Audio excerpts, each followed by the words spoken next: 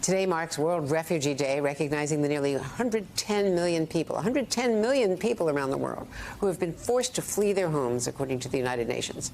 And that includes refugees and those displaced internally in countries like escaping the front lines. If there are front lines, everything's vulnerable in Ukraine, escaping war, famine, and global instability. More than half of these people are from Syria, Ukraine, and Afghanistan. Almost 6 million people have escaped from Ukraine alone to neighboring countries, Western Europe or across the Atlantic. And joining us now, David Miliband, President and CEO of the International Rescue Committee and former UK Foreign Secretary, and Maria Matina, a Ukrainian refugee living here now in the United States, safely, happily, we hope. So, David, first give us a snapshot of the global refugee flow right now, the crisis, some of the challenges and the cruelty that people are facing at times, and what you pointed out today in the Financial Times. Thanks very much, Andrea. 1 in 74 people on the planet is now either a refugee or an internally displaced person, and that's a record. They're fleeing in the main from war, as in Maria's case that she can describe eloquently and well. What we're suffering from is obviously a crisis of diplomacy, because around the world, 54, 55 conflicts going on that are driving people from their homes. Most recently, the Sudan conflict that you've thankfully given some coverage to, 1.5, 2 million people displaced inside Sudan. The great lie, of course, is that refugees are fleeing their countries for any reason other than absolute fear. And the second lie is that they don't contribute to the countries that they arrive in. Maria can tell you about the job that she's doing in Wichita. We know that refugees are great contributors, they're change makers, they're innovators in the countries that they come to. And obviously, refugee status is born of desperate straits around the world. But it's also something that brings out humanity, and that's what we want to emphasize on today's World Refugee Day. And Maria, that sets the stage. You're now in Kansas. Tell me about how you made the decision for you and your family to leave Ukraine. What was that moment forcing you to flee?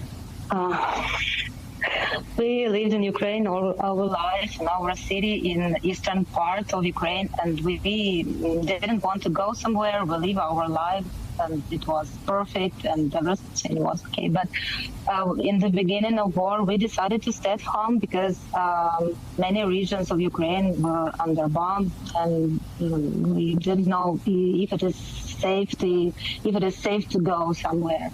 But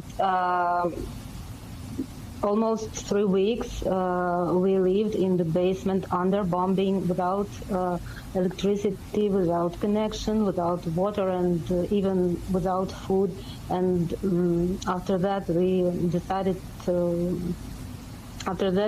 we can escape from our city. It was surrounded by Russian troops, and then we came to safety, like almost safety place of Ukraine, and we thought about how to live our life further. We thought about to go abroad, but we didn't want to sit and wait. We wanted to build our life, and our American sponsors, they found us through the chain of our friends, and that's why we're here.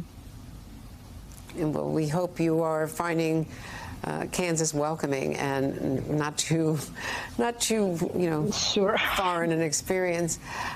David, are the U.S. and the UK doing enough in terms of the numbers of refugees that we're accepting into our countries?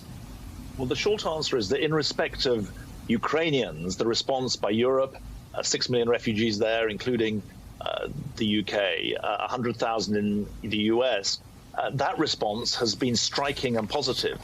But for refugees from elsewhere, refugees from Afghanistan, refugees from Syria, refugees from Sudan, the picture is far more bleak. It's both bleak in terms of refugee resettlement, which the Biden administration is trying to build up, having been decimated in the Trump years. And it's bleak also in terms of the support that's given to refugee hosting states, because, of course, it's a myth that most refugees are in rich countries. Most refugees, 76%, are in poor or lower middle income countries like Jordan, big ally of the US, countries like Uganda, countries like Bangladesh. These are the countries like Turkey. These are countries with Lebanon, a quarter of its population are refugees, and there's very little international support for those countries. So refugees are often in poverty, host communities are in poverty, there's tension that arises from that. And if we could translate the refugee experience in respect of Ukrainians like Maria and see that for refugees from other places, the world would be a much better place. And very briefly, my experience with people who worked for the U.S. government in Afghanistan is that once they arrive here, those who are fortunate enough to get out, they do not have the services that they need to help them get jobs and sustain themselves. Well, that's a very good point. We work at the IRC in 29 U.S. cities to help people make a new start. But obviously with housing costs, the employment market in the way that it is, it's a very tough situation for people when they arrive.